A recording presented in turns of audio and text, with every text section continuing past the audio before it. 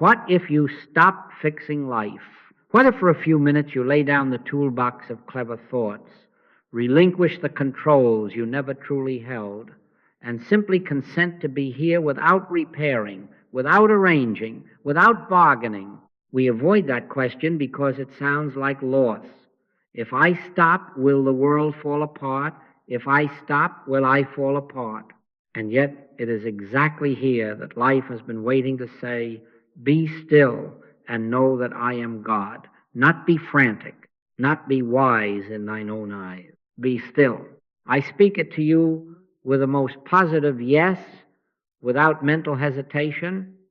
When you stop fixing life for a few minutes, you give life the space to show you what is already true. Truth is not produced by your thought. Harmony is not manufactured by your worry. God is. I am not making the stars to come out, nor the moon to rise, nor the sun to set. I am perfectly content to let God run the universe. And in these minutes of holy repose, we learn to be content to let God be God in us. You and I have been trained to maintain existence by constant mental tinkering, more analysis, more effort, more prayer words, more strategies. But our teacher has already whispered a different way. Take no thought for your life. Seek ye first the kingdom, Matthew 6. Before Abraham was, I am, John 8:58. That I am is not invited in by brainstorming. It is revealed as you consent to silence. What is real is not added, it is unveiled. What is eternal is not improved, it is recognized. Therefore I lay before you a small, gentle, doable discipline, tender as morning light, 7 minutes of stillness, 3 times a day, morning before the world begins to speak its many tongues, midday when the clock would press its tyranny upon you, evening when the burden of me has grown heavy and longs to be set down, 7 minutes only, not an ordeal, but a doorway. Not a technique to get outcomes, but a consent to behold what already is. This is not self-hypnosis. This is not positive thinking. This is not the mind dressing itself in spiritual vocabulary. This is the end of self as fixer and the birth of self as witness, witness to I am being itself. We sit, we grow quiet, we refrain from asking, we refrain from arranging, we simply offer our attention as an instrument, and we let God be the only music. If thoughts rise, we do not fight them, we do not ride them. We let them pass as clouds before a changeless sky and rest again in the simple knowing God is. I and the Father are one, John 10:30. Do not be afraid. You will not disappear. You will not lose your life. You will lose only the strain of carrying it alone. We will walk this together. I will meet you in the morning, hush, in the midday pause, in the evening surrender. The practice will become a home within you, a house not made with hands, eternal in the heavens that are here. And as we enter that house, our lips learn the ancient doxology that quiets every storm. Thine is the kingdom and the power and the glory. Thine is the wisdom, thine is the care, thine is the life. So we begin where all true beginnings are found, not in the future, not in the past, but here, now, in 7 offered minutes, not by more thought, but by stillness, not by fixing, but by yielding. And in that yielding, we discover that life has been faithful all along, waiting only for the room to reveal what is already true.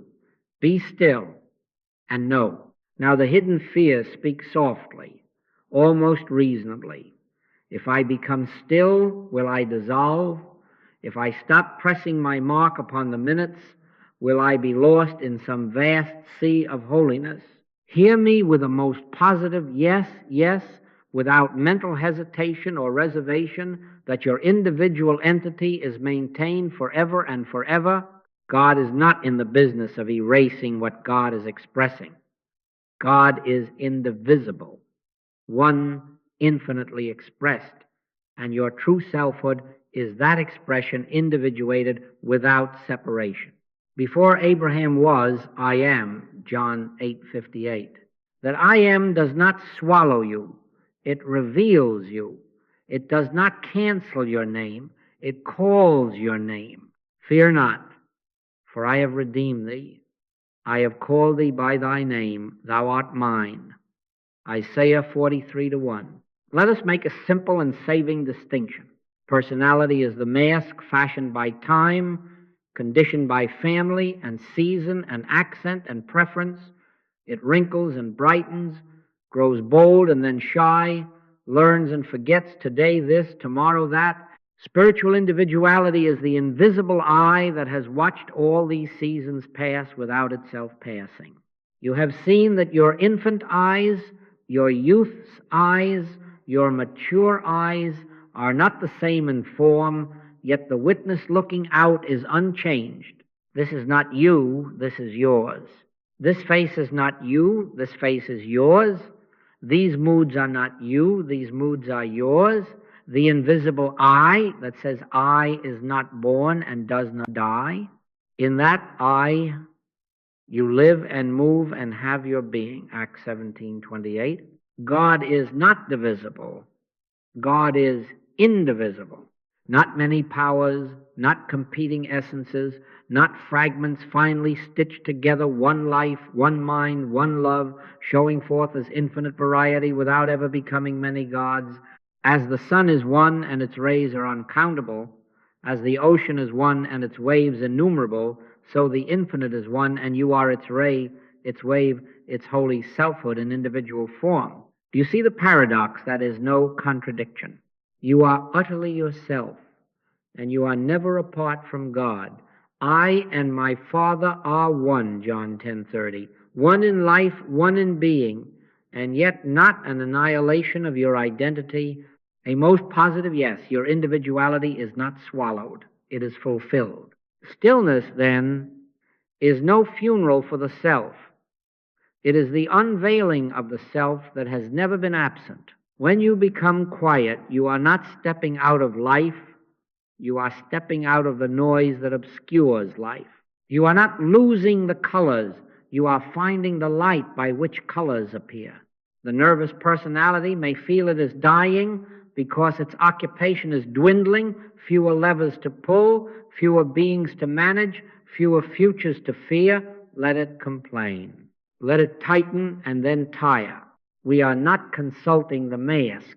We are consenting to the reality behind the mask, the one who can say with the Master, I am the resurrection and the life, John 11:25. Not later, and so do not be afraid to sit 7 minutes and become no one in the world's story, because in that holy pause you discover the one you have always been in God's story. Not the fixer, not the arranger, not the beggar at the gate of tomorrow, but heir and expression of the only. Thine is the kingdom and the power and the glory. Not thine little personality that fades with the seasons.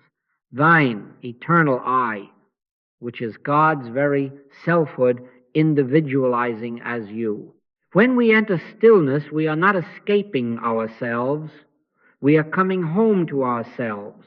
We are not renouncing individuality. We are witnessing its divine origin. Be still, and know not that you are nothing, but that you are hid with Christ in God, that your life is one life, and that in this quiet, without effort, that life begins to reveal itself as the very you have been seeking. Now let us take the Master's word as our keystone, the stone the builders of anxious time have set aside.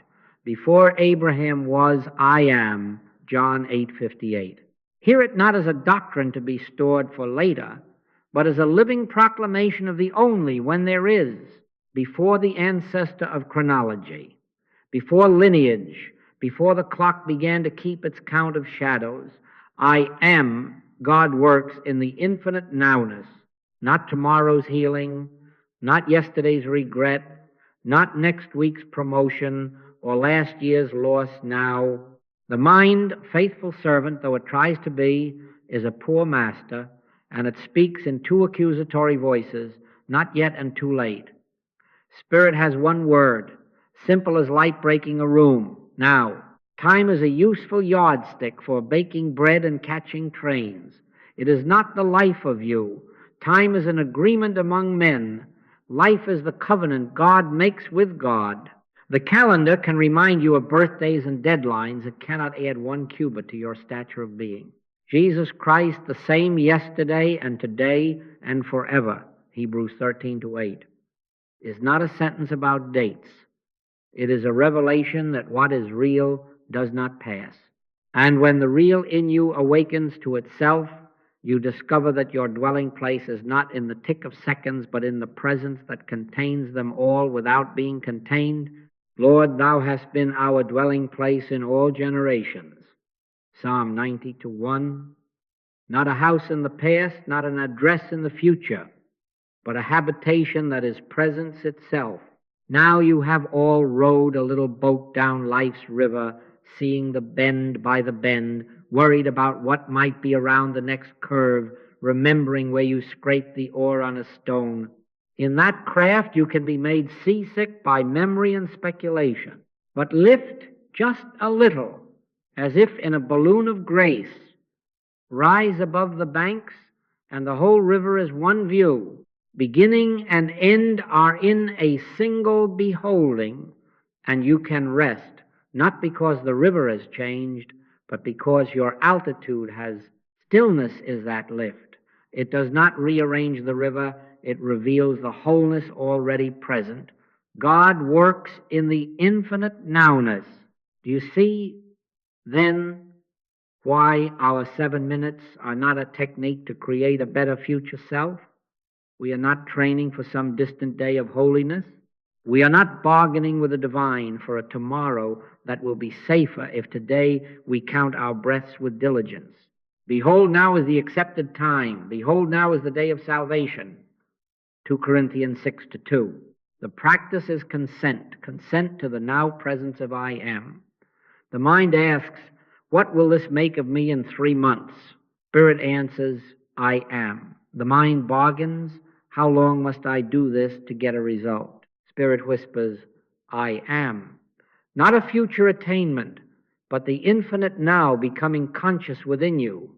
Therefore, when you sit, you are not summoning God as if deity were a reluctant guest loitering outside your door. You are laying down the veil of thought that said there was a door at all. Be still and know that I am God. Psalm 46-10 is the invitation to stop measuring and begin beholding. 1 instant of true stillness is not small. A single instant is eternity breaking through the crust of time's story. 7 minutes merely give the body and the mind a gentle Sabbath to recognize what cannot be timed. And even when nothing seems to happen, no sensation, no vision, no warm certainty, you have not failed. You have refrained from ordering the infinite to appear on a clock. The seed was in the ground, and the ground was the now. Let this become your interior refrain, not later, now, not somewhere, here, not someone else, I am. Let the anxious measuring fall back. How many minutes? How many practices? How much progress? And let the ancient doxology rise.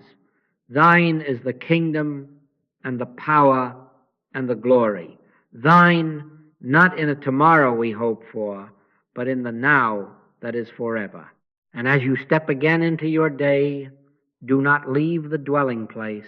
Carry it, or rather be carried by it, so that whether you move among tasks and people and clocks, you remain at home in the one who says, I and my Father are one, John 10:30.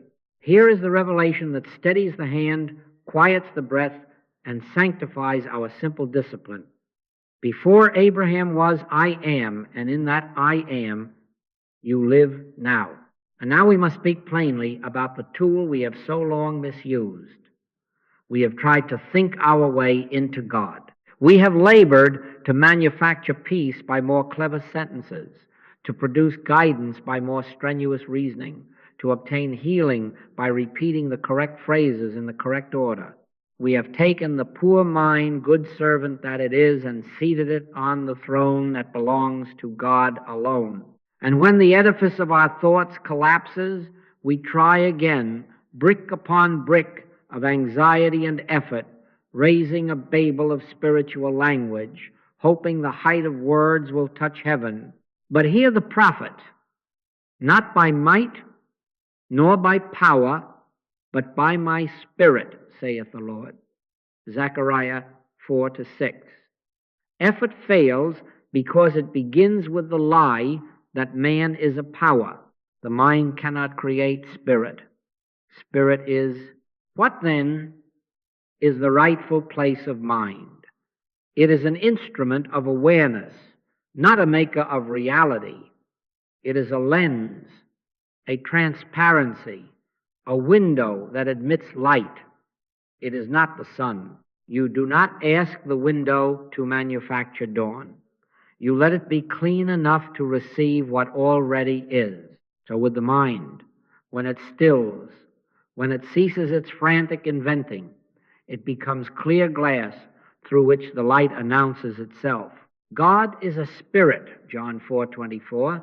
The human mind cannot originate God any more than a violin can compose the music it was built to sing. Yet let the musician lift the bow, let silence gather, and the same wood that was mute becomes a vehicle of living tone. The mind, surrendered, is the instrument on which God plays. And what of prayer? Not the multiplication of words, not pleading with some distant deity to come where God already is. Answered prayer is the result of a divine impulse felt or sensed within, a quiet yes arising from the silence, recognized without strain. My sheep hear my voice, John 10:27. Do you see? It is voice recognized, not voice coerced.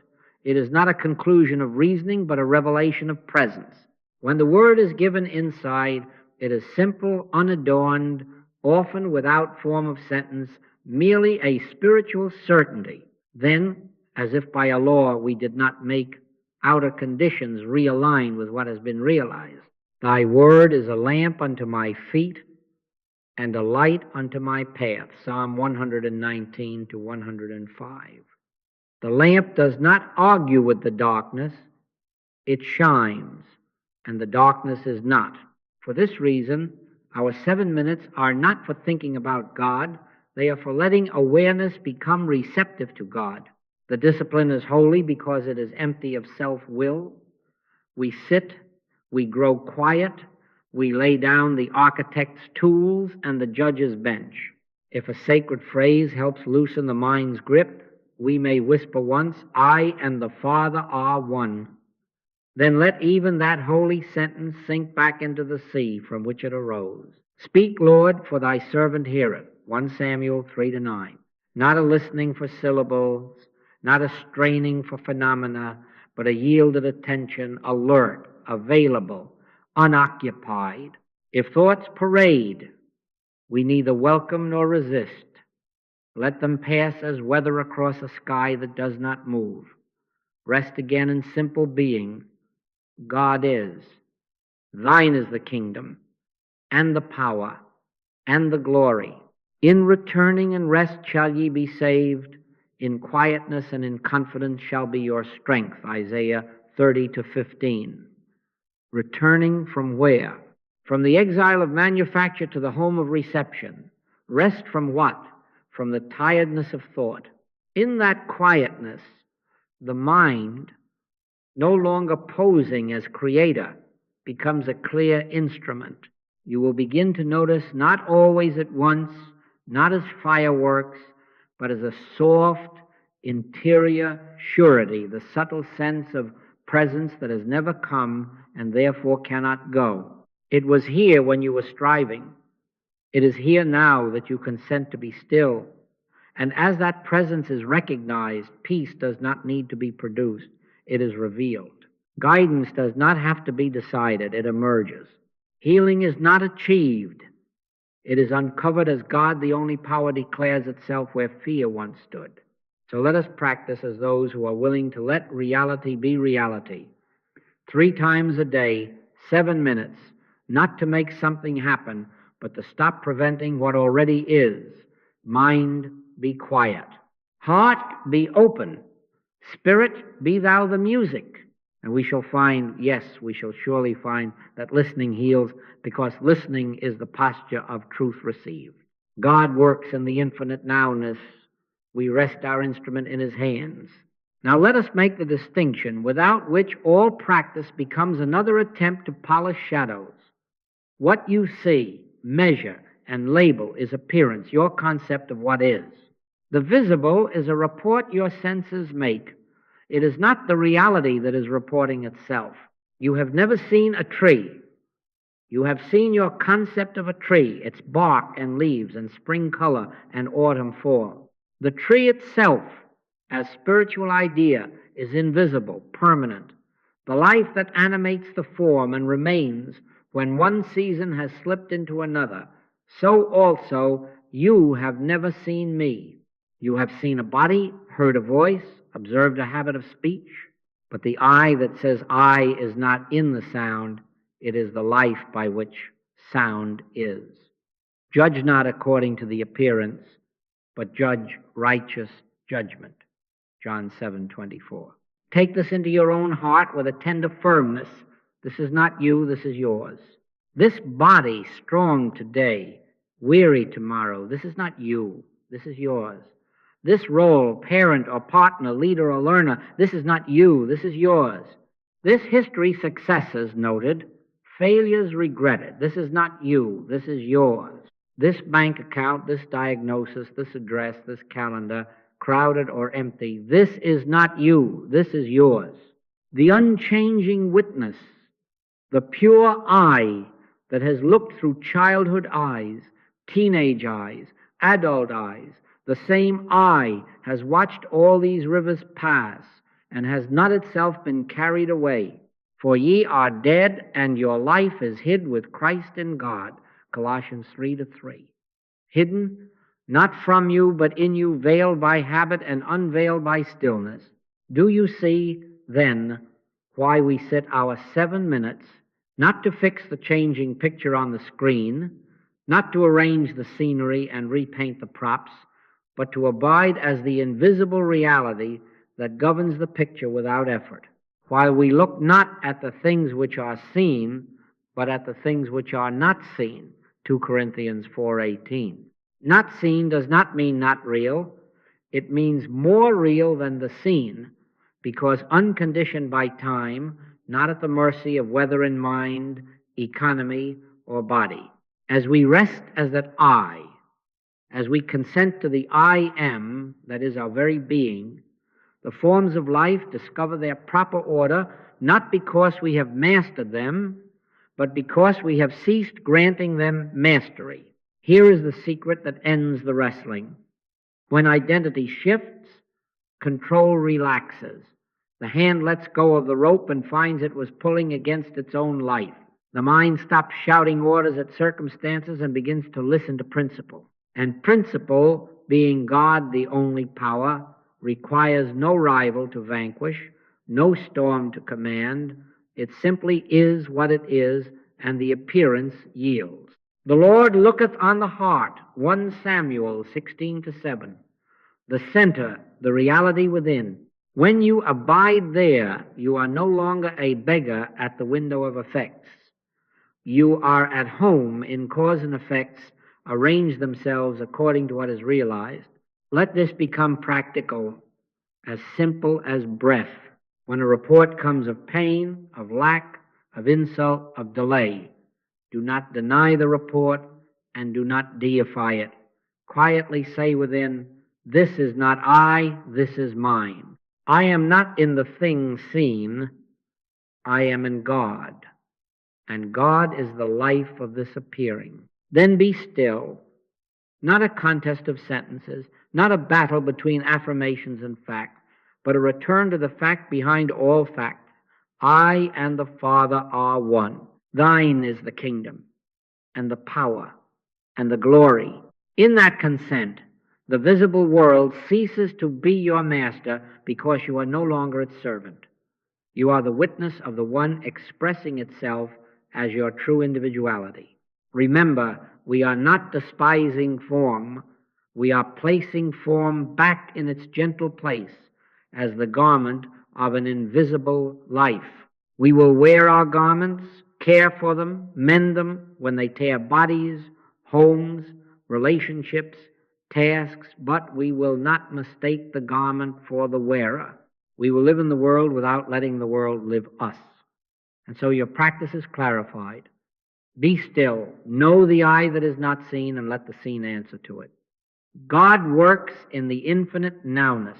Here, now, the mastery of appearances is simply the absence of granting them power. Consent, rest, listen, and watch how forms, relieved of your fear and your striving, begin to serve what they never could command, the living I am. Now, let us say it simply and without embroidery, for truth requires no decorations. The infinite way recognizes God as the only power, not one among many, not the greatest of several, not a champion set against a worthy foe only. God is indivisible, one infinitely expressed. Where there is only one, there is no second to resist, no rival to overcome, no darkness to be argued out of the room once the light is present. Thine is the kingdom, and the power, and the glory is not a hopeful slogan. It is reality speaking itself. See how our habit has run us tired. We have assigned power to money and called it security, to diagnosis and called it fate, to reputation and called it identity, to clocks and calendars and called it necessity, to other people and called it cause, to global events and called them destiny. Then, having bestowed our fear upon effects, we turn to God and beg Him to fight the very idols we have crowned. But we do not invoke God to fix a problem as though God were absent. Harmony already is, because God already is. The earth is the Lord's and the fullness thereof. Psalm 24:1. When you stand in that, you are not asking the sun to rise, you are opening the blind. Resist not evil, Matthew 5:39, is not permission for passivity. It is instruction in reality. Resistance is the admission of a second power, and the moment we grant it, we are conscripted into a war that cannot end because a lie has no terminus. Judgment by appearance breeds more appearances to judge. Judgment by reality ends judgment because the light need not dispute the shadows. Who shall separate us from the love of Christ? Neither death, nor life, nor angels, nor principalities, nor powers, nor things present, nor things to come, shall be able to separate us from the love of God, Romans 8:35-39. Do you hear? Not this power and that power ranged against you, but no power at all to separate, because God the only is the all of being. Here is your daily hygiene, tender and uncompromising. Consciously reject every suggestion of power in person, thing, or condition, without hatred, without fear. A letter arrives stamped overdue. Do not hate it, and do not bow to it. Quietly note, this is not power. This is a report. God is the only power here. A word of insult comes, hot and stinging. Do not rehearse it and do not wrestle it to the floor. This is not power. This is sound. God is the only power here. The headline shouts calamity. A symptom speaks loudly at midnight. A supervisor frowns. A clock says, late, do not make gods of them. Say within, without strain, thine is the kingdom and the power and the glory. I and the Father are one. Then be still.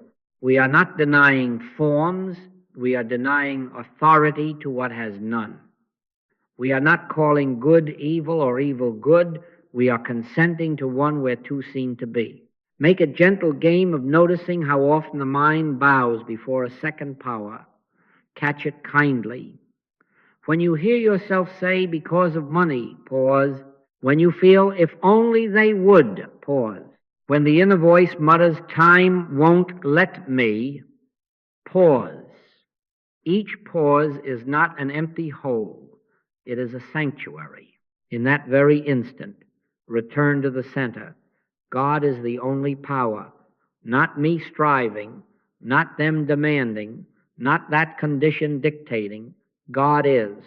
The wrestling ends not by victory but by vacancy. There is no opponent left to grip. And so our 3 periods of stillness become holy resets of power. Morning, before the world begins to play its trump cards, you quietly lay yours down and say, thine is the power, not mine, not theirs. Midday, when the hours have gathered their clamor and the calendar claims dominion, you step aside 7 minutes and re-enter the infinite nowness where God is the only causation. Evening, when the burden of me would sum the day and carry it to bed, you set it gently at the feet of I am and sleep in another's keeping.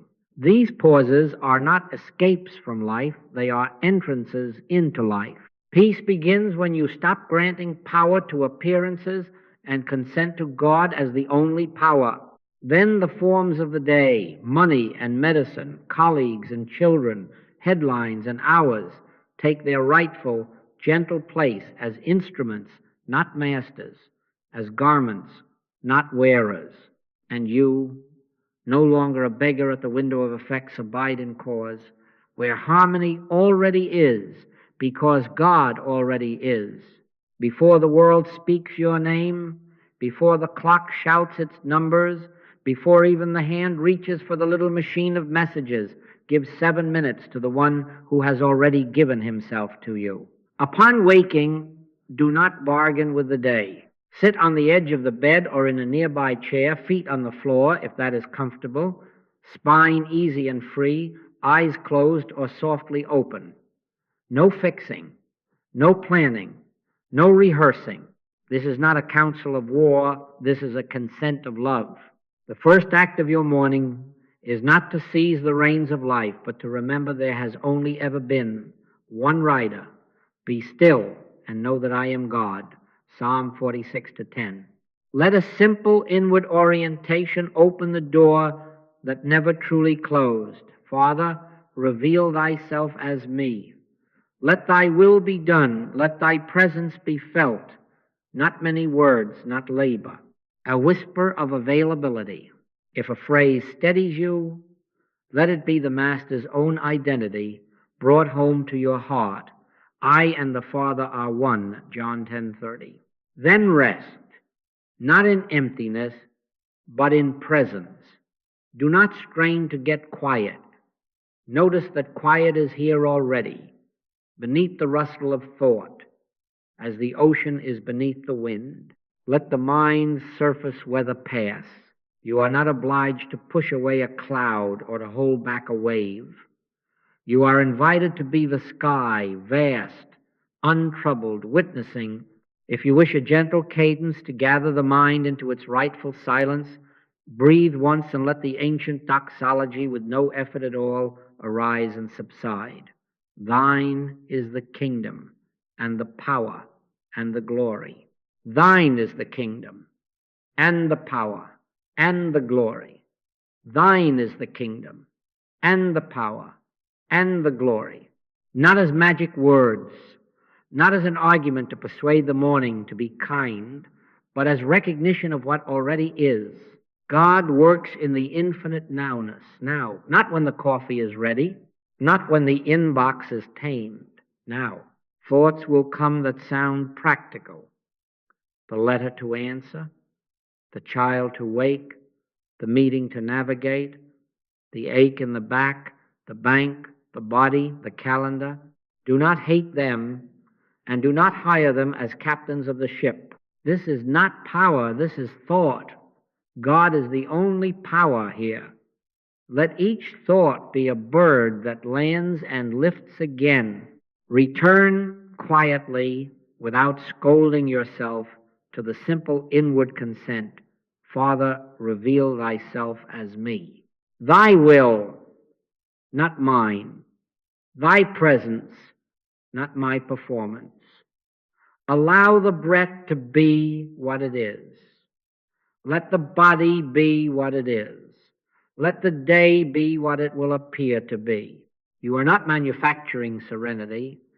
You are noticing its source. 7 minutes. Not long to the clock, but eternity touches time in those minutes because you are withdrawing the authority you had granted to appearances and consenting to I am as your life. Hear the Master as if in your own chest. Take no thought for your life, Matthew 6:25. Not neglect, but trust. I am not making the stars come out nor the sun to rise. I am perfectly content to let God run the universe, and this morning I let God run this day as himself in me. When the 7 have passed without hurry, without ceremony, open the eyes if they were closed. Do not leap as if from a trench into battle. Stand as one already sent. The Lord shall go before you. Isaiah 52:12. Carry the hush with you into washing, dressing, greeting. Let the first words you speak be gentle because they were born in silence. If you forgot and reached for the phone, do not scold. Put it down and sit your 7 even then. We do not serve a clock, we serve the now. This morning, stillness is your consent to live from I am before the world makes its demand. And so it is that the day, unburdened of your mastery, will be lived in another's keeping. Thine is the kingdom and the power and the glory, while you move through tasks and people as one who remembers God is and I am in God, and God as I is the life of this day. Midday brings with it a peculiar hypnosis. The hours have gathered themselves into urgency. The inbox and the voices and the little red dots proclaiming now, now, now, and yet not the holy now of God, but the tyrant now of clocks and consequences. Hear me. When the mind insists, no time, that insistence is the bell of the sanctuary. That very feeling is not your cue to push harder. It is your cue to be still. My times are in thy hand, Psalm 31-15. If they are in his hand, they are not slipping through your fingers. The rowboat of tasks has been splashing and turning. Rise again in the quiet balloon of grace and see the river at once. God works in the infinite nowness. How shall we do this? Simply, practically, kindly, before lunch, or when you have parked the car safely and turned off the engine, or at your desk with eyes softly closed. Give 7 minutes. Set a small timer if you must, not to hurry God, but to release the mind from clock watching. Turn the device face down. Better still, place it out of reach. Sit as you are, no ceremony, no special posture beyond what keeps you easy and awake. This is not abandonment of duty. This is consent to the one by whom duty is fulfilled without strain. Whisper once if it helps to enter, I and the Father are one, not later, not elsewhere now. Then let even the whisper sink back into silence. Now lay the bundle down. Names, deadlines, the unfinished call, the meeting's possible outcomes, the child's need, the bill due, the ache that has shadowed your morning, place them one by one or all at once into the present that is presence. Cast thy burden upon the Lord, and he shall sustain thee, Psalm 55-22. You are not solving, you are consenting. You are not deciding the future, you are dwelling in the I am, that is before and beneath future. Be careful for nothing, but in everything by prayer and supplication with thanksgiving, let your request be made known unto God, Philippians 4-6. The thanksgiving is not for outcomes achieved, it is for reality recognized.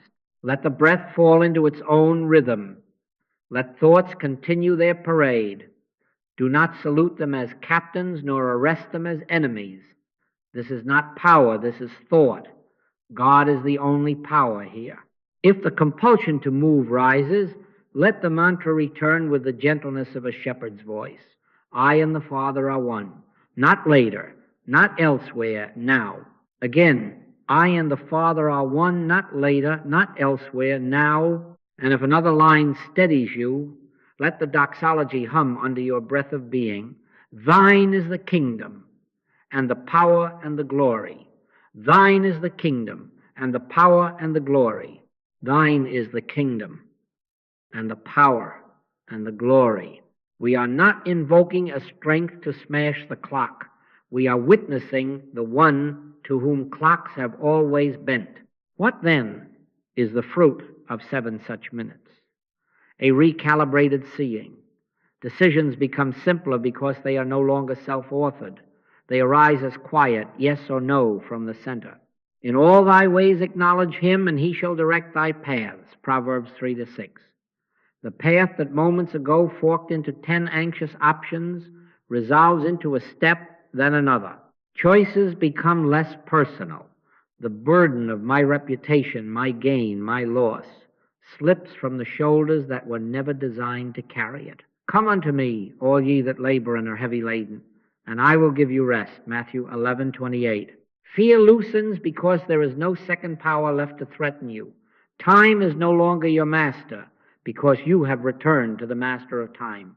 And the peace that passeth all understanding, Philippians 4-7, does not anesthetize you. It animates you with a measured, gracious efficiency that wastes nothing and hurries never. When the timer sounds, do not burst as from a prison, rise as from prayer. You have not stolen 7 minutes from your duties. You have redeemed the hours, redeeming the time because the days are evil. Ephesians 5:16 means precisely this: refusing the lie of tyranny by abiding in the truth of presence. Step back into the stream, but now as one carried, not driven. Let the email be answered from silence. Let the meeting be entered as the room into which God arrives as you. Let the errands be done in the ease of, this is the day which the Lord hath made. We will rejoice and be glad in it. Psalm 118-24.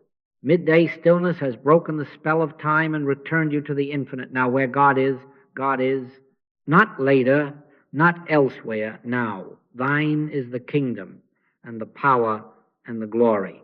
And the day, for all its forms, will begin to echo that. Now, evening gathers its own weather, does it not? The mind begins to replay conversations, stitching and unstitching, a sentence you spoke at noon, a look you caught at 3. The inner prosecutor reviews the record, and the inner accountant tallies what you did and what you left undone. Then, as if today were not enough, tomorrow climbs into the bed with you, wearing the heavy boots of what-ifs. This is the hour when the sense of me swells to shoulder a universe it was never asked to carry.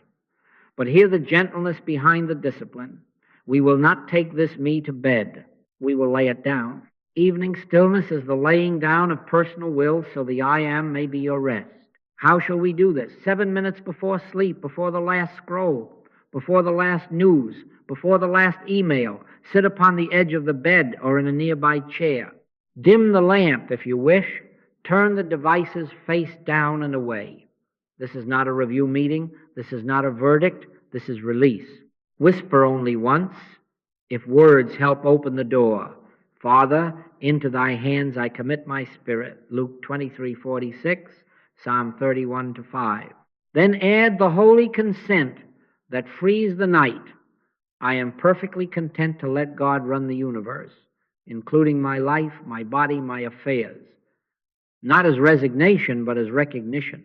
I am not the rider. I am the horse graced to carry another's ease. Be still and know. Let the breath fall of itself. If memory parades that tone you regret, that task you postponed, observe it as weather and say within, without struggle, this is not power. This is memory. God is the only power here. If a fear of tomorrow tries the door, answer softly, be careful for nothing, Philippians 4-6. not because tomorrow has melted, but because now is God, and God is the life of tomorrow before you arrive there. If a knot tightens in the body, do not fight it and do not interpret it. Rest in the deeper identity. I and the Father are one, John 10:30. Thine is the kingdom and the power and the glory. Thine is the kingdom and the power and the glory.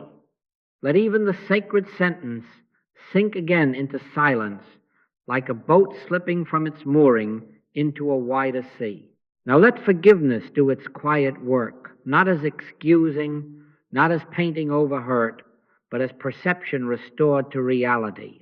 We are withdrawing the power we lent to appearances. That one who spoke harshly, this is not power, this is sound. That mistake you made, this is not you, this is yours. Father, forgive them, for they know not what they do. Luke 23:34. Becomes in your own heart, Father, forgive my seeing. Let me know what thou doest. And if accusation turns inward, hear the Master. Neither do I condemn thee, John 8:11. Condemnation rises from a world of two powers. Forgiveness is the recognition of one. Rest there. Rest in the fact that reality remains unbruised while forms are corrected by grace. In these 7 minutes, you release not only problems, you release the personal sense of being the doer. Put down the pencil that has been writing your private history and let the author speak his own word within. Answered prayer is a divine impulse, and night is a fine sanctuary for it. Perhaps there will be no words at all, only a sense, a soft, weightless knowing that you are held. I will both lay me down in peace and sleep, for thou, Lord, only makest me dwell in safety. Psalm 4:8. He giveth his beloved sleep, Psalm 127:2. Nothing in this day, no failure, no omission, no praise, no blame can separate you from the love that is your life. Neither death, nor life, nor things present, nor things to come shall be able to separate us from the love of God, Romans 8:38-39. When the 7 have passed, do not reach for the ledger again. Let the lids close as the temple doors at evening. You have not abandoned your affairs. You have returned them to their rightful owner. God works in the infinite nowness. Even sleep is lived in God. Go to rest then, not in exhaustion, but in surrender. Thine is the kingdom and the power and the glory. And as you sleep, let that doxology hum below all dreams, that the morning may find you not gathering burdens, but receiving life again anew, always now. Now, because you have begun to sit, you will discover what we all discover. The moment the chair receives you, the mind stands up. Restlessness, boredom, a sudden storm of thoughts, the itch, the remembered errand, the noble resolve to quit and try again tomorrow, these arrive like visitors who have learned your address. Do not call this failure. Call it exposure. When light enters a room, dust becomes visible. The dust was there before, only unnoticed. Your 7 minutes are light. They are not producing confusion. They are revealing what has been running quietly in the basement of habit. Stand still and see the salvation of the Lord. Exodus 14:13. The salvation is not in the storm. It is in the standing still. What then shall you do with thought? Do not fight it. Do not follow it. Let it pass as weather and know the sky. Let the wave lift and fall and know the sea. Be still and know that I am God. Psalm 46:10 is not an order to paralyze the mind. It is an invitation to dwell beneath it. If a sentence helps, use it not as a sword, but as a bell. This is not power, this is thought. God is the only power here, or say within. I and the Father are one. Then drop even that if it becomes labor, and rest again in silence. You will also meet fear, thin one day, thick the next. What is it but the mind's claim of separation? The suspicion that if you release the reins, life will run wild. Hear me. The mind fears stillness because stillness dethrones it as ruler. The carnal mind, by which I mean the mesmerized mind, is enmity against God, Romans 8-7. It does not receive reality because it insists on authoring reality. But you are not the frightened editor of existence. It is I. Be not afraid, Matthew 14:27. Not a distant I, not a future I. The present I am announcing itself in your very awareness. You are not trying to become spiritual. You are consenting to what already is. The kingdom is not arriving from the horizon. The kingdom of God is within you. Luke 17:21. If overwhelm rises like a flood, simplify content, not time. Keep the full 7, but let the whole practice narrow to a single recognition, breathed without effort. Thine is the kingdom and the power and the glory. Thine is the kingdom and the power and the glory. Thine is the kingdom and the power and the glory. If even words feel heavy, let the breath say it without syllables. Place the hand upon the heart, if that steadies you, and wait. In returning and rest shall ye be saved. In quietness and in confidence shall be your strength, Isaiah 30-15. The strength is not in trying to be quiet. The strength is the quiet that already is recognized. Boredom may come dressed as reason. It will say, this is nothing. It will say, you could be accomplishing, smile at this counselor, and answer without argument, this is not you, this is yours. This is an old hypnosis talking the trance that values motion over meaning and sound over presence. Let it speak and go.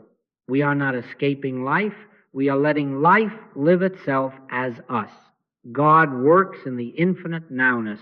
Now is not empty. Now is full, and only the old habit of measuring by results cannot taste it. And so remember this as law and comfort. Resistance is not a sign to stop. It is a sign the old hypnosis is loosening. When the legs fidget, when the mind hurls alarms, when the hour suggests treason against productivity, hold your seat as you would hold a child firmly, gently, without scolding. Perfect love casteth out fear, 1 John 4:18. Let love, not argument, do the casting. Keep the time, simplify the content. Return again and again to the sense beneath thought, the presence that needs no defense. Before Abraham was, I am. John 8:58. I am is your dwelling, your practice, your peace. Thine is the kingdom and the power and the glory. And in that quiet certainty, the waves will spend themselves, the wind will tire, and you will find that the sea was never in danger. Now, as the sea grows quieter under your 3 pauses, you will begin to notice something not produced by you, yet rising within you, a warmth without argument, a clarity without blueprint, a small yes or no without thunder. This is the manner of guidance. My sheep hear my voice, John 10:27. But the shepherd does not shout across the canyon every hour. Often he leans, and the heart, having ceased its clamor, feels the leaning. Answered prayer is a divine impulse felt or sensed within. Not a transaction, a communion. Not a bargain struck, a presence recognized. After the fire, a still, small voice. 1 Kings 19:12. The voice is still, and it is small only to the noisy mind. To the soul, it is the one voice. Beware, then, the mind's old commerce. It will try to convert stillness into leverage. If I sit 7 minutes, I will obtain a solution.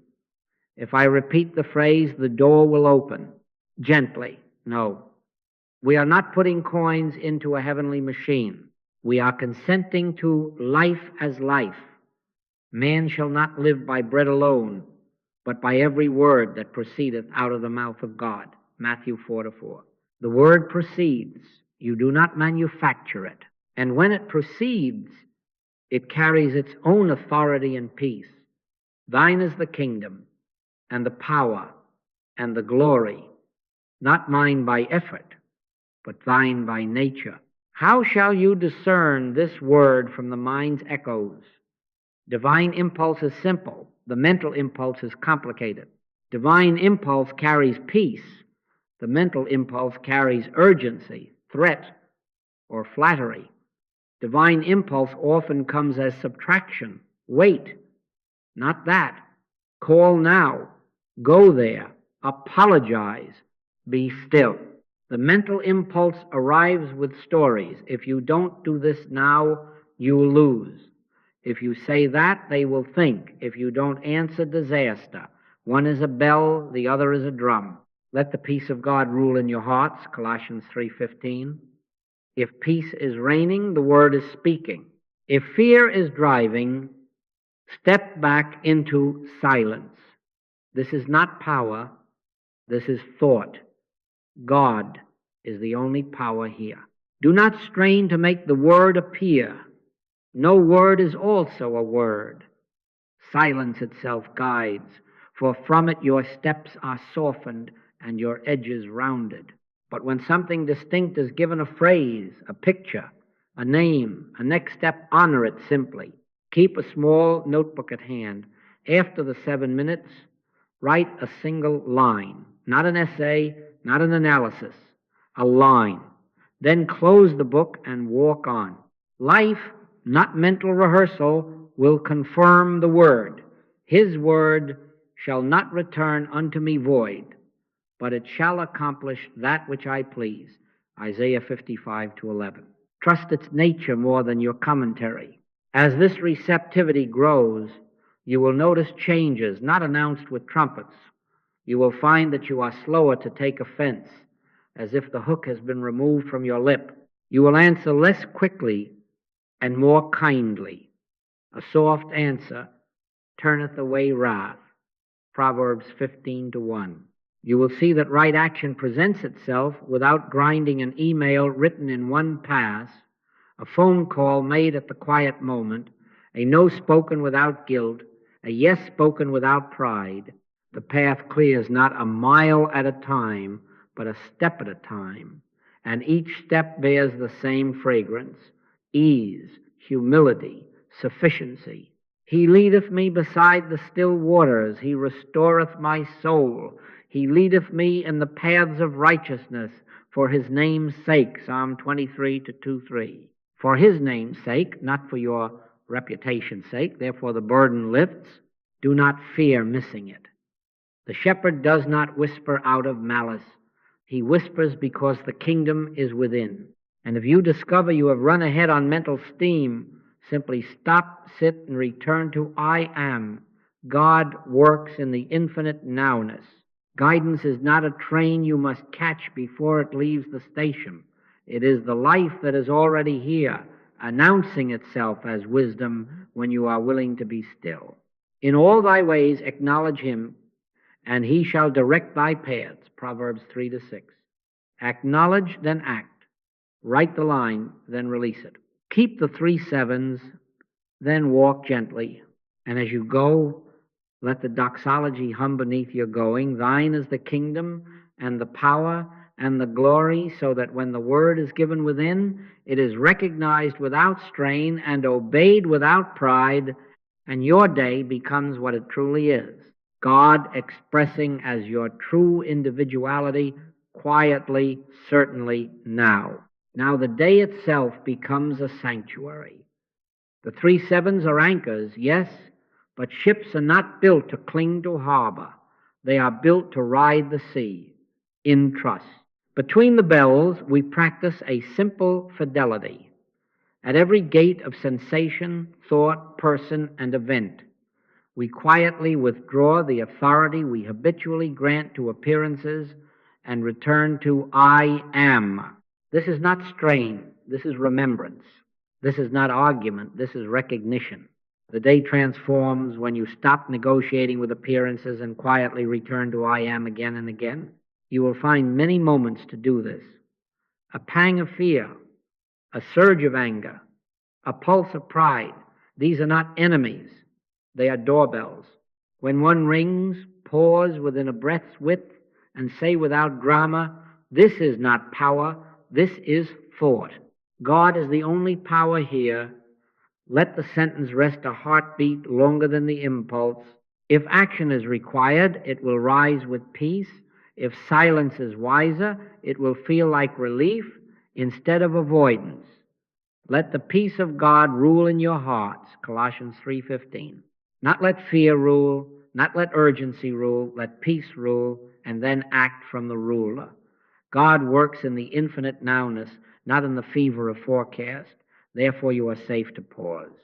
In relationships, refuse to battle persons. We wrestle not against flesh and blood, Ephesians 6:12. Flesh and blood, the raised voice, the sullen glance, the clever bob are but costumes on a stage that vanishes when the lights of recognition rise. Withdraw the power you had given to personality claims. Say within, gently, this is not you, this is yours. I behold the Christ of you. We are brothers in Christ, not a sentiment, a seeing. As ye have done it unto one of the least of these my brethren, ye have done it unto me, Matthew 25-40. As you answer a difficult email, as you step into a charged room, as you sit across from a face your memory is branded, enter with this vow, I and the Father are one, and therefore I and my brother are one in the one. Then watch as the hook slides out of your lip and your words soften without effort. If correction is needed, it will arrive as a clean line, free of heat. If boundary is required, it will be drawn without injury. The Christ in you will recognize the Christ in them, and the storm will find no place to land. When the body speaks through pain, fatigue, or appetite, do not deny the appearance, and do not bow to it. Deny its authority. This is not power, this is sensation. God is the only power here. Rest a moment in that holy fact. I am the Lord that healeth thee, Exodus 15:26. He restoreth my soul, Psalm 23:3. As you rest, guidance may come. Stand and stretch, drink water, call the physician, cancel a non-essential duty, go outside and feel the air upon your face.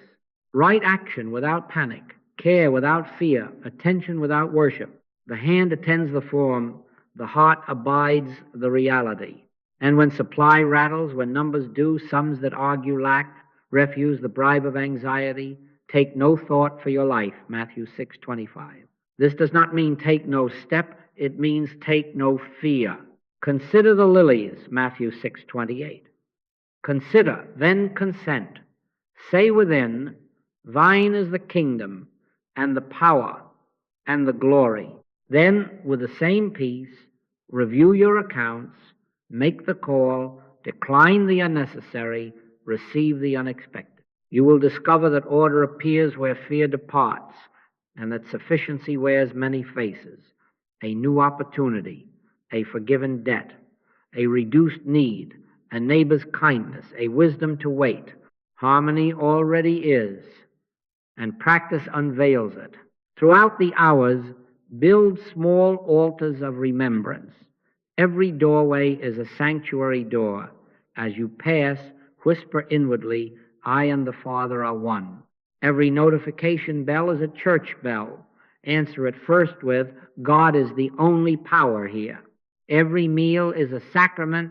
Pause and know the earth is the Lord's and the fullness thereof. Psalm 24:1. Tie the thread through mundane beads until the whole necklace gleams. Errands and emails and dishes and decisions shining with the same inward light. Pray without ceasing. 1 Thessalonians 5:17 becomes simply this. Refuse to grant power to persons, things, or conditions, and return, return, return to I am. Do not be discouraged if you forget and remember and forget again. Each return dissolves a little more of the old hypnosis. Each refusal to negotiate with appearances strengthens the single allegiance. Each gentle present tense consent clears the seeing until, by degree or by sudden grace, you know as fact what once you only hoped. I and the Father are one. God is the only power. We are brothers in Christ. Then the day is no longer a gauntlet to run, but a liturgy to live. Thine is the kingdom, and the power, and the glory, breath by breath, meeting by meeting, now by now, until the evening finds you light in heart, and the morning greets you already at prayer. Now, because grace has begun to steady your footing, let us give it a simple shelter. Stillness, like a lamp, shines best when the wind is kept low. We are not adding burdens. We are removing drafts. A gentle rule of life is not a cage. It is a garden fence, porous enough for light and rain, strong enough to keep out the trampling hoof. Come ye yourselves apart into a desert place and rest a while. Mark 6:31. Not forever, a while. Not as retreat from duty, as consent to the source.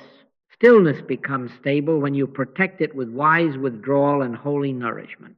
Begin with boundaries small enough to keep less stimulation, less argument, fewer compulsive inputs. That is all. Less noise in the ears, less news in the bloodstream, fewer opinions pressed upon the soul. Study to be quiet, 1 Thessalonians 4:11. Turn notifications from masters into servants. Set hours when they may knock and hours when they must wait.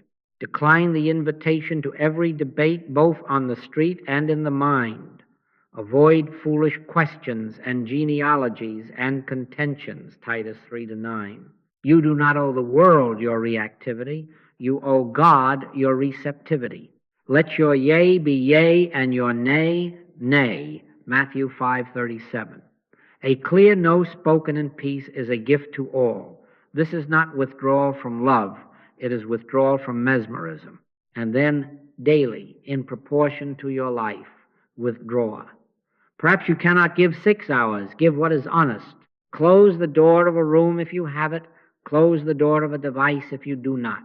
Enter into thy closet, and when thou hast shut thy door, pray to thy Father which is in secret. Matthew 6-6. 5 minutes beyond the 3 sevens, or 10, or a quarter hour, the number is not magic, the consent is. Let that extra interval be simple. No seeking, no fixing, only. Be still, and know that I am God. Psalm 46-10. In households noisy with love, place a chair by a window and let it become a little altar. In busy offices, walk around the block without the company of a voice in your ear, not escape return.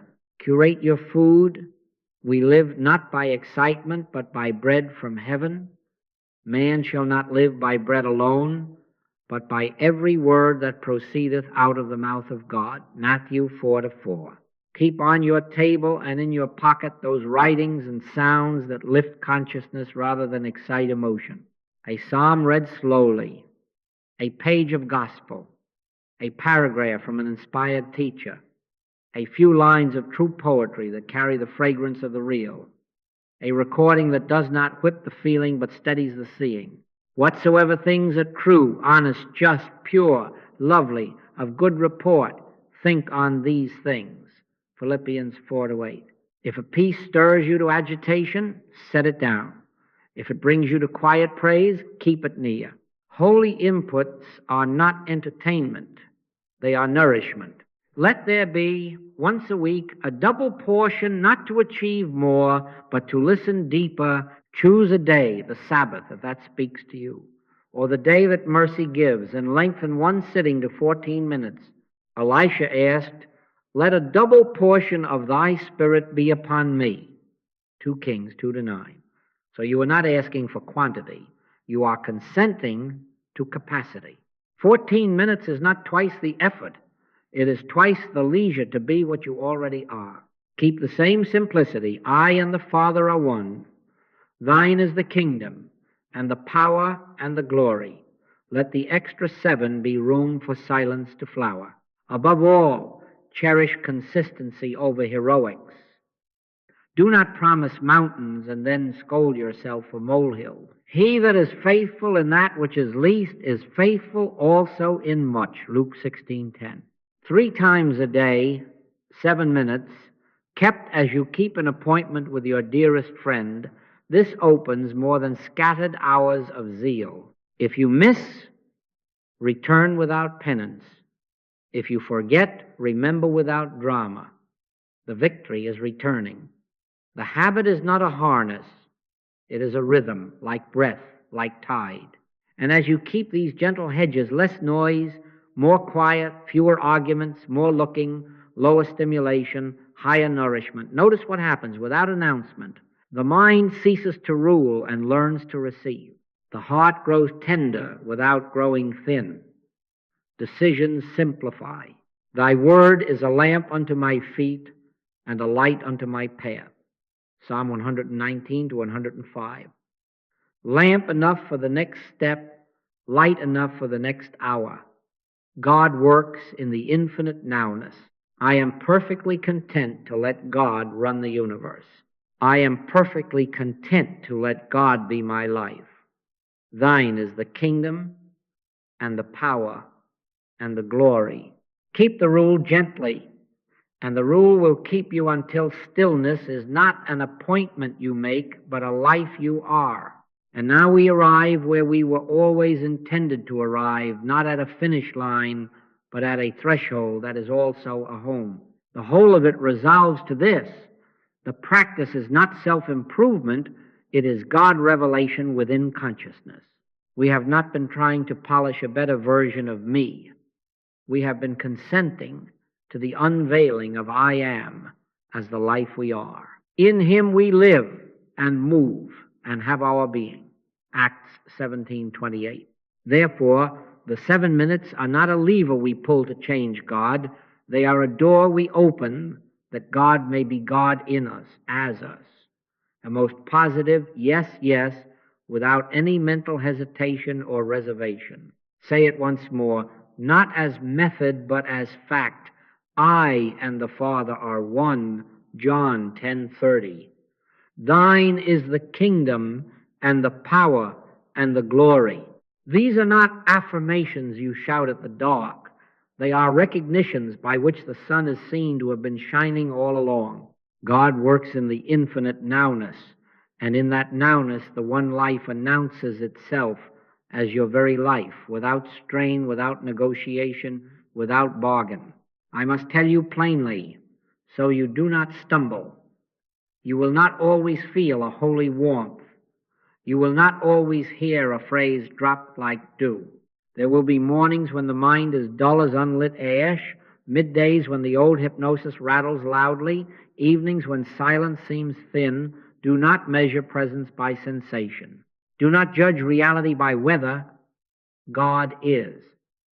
It is God which worketh in you both to will and to do of his good pleasure. Philippians 2:13. The river runs whether your hand touches it or not. The lamp shines whether your eyelids are lifted or closed. Before Abraham was I am, John 8:58. The I am does not wax and wane with your moods. It reveals itself as you cease to enthrone mood as master.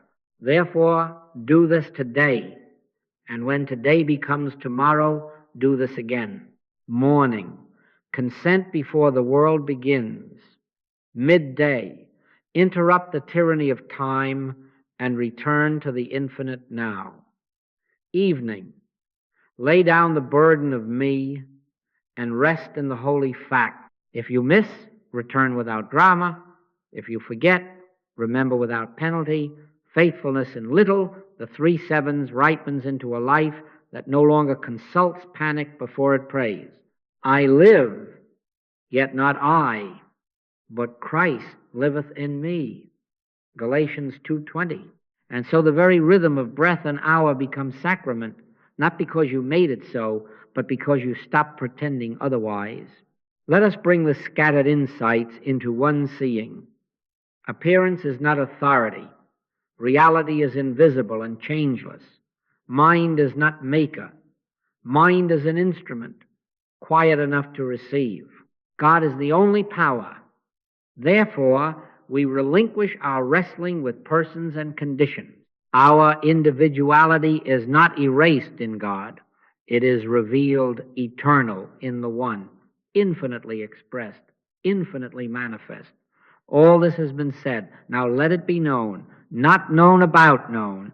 Be still and know that I am God. Psalm 46:10. I am perfectly content to let God run the universe. I am perfectly content to let God be my life. This contentment is not passivity. It is praise. It is the end of the nervous empire of self and the beginning of the kingdom recognized. Thine is the kingdom and the power and the glory. Thine always. Thine already. Thine here. So we close as we began, only clearer, simpler, quieter.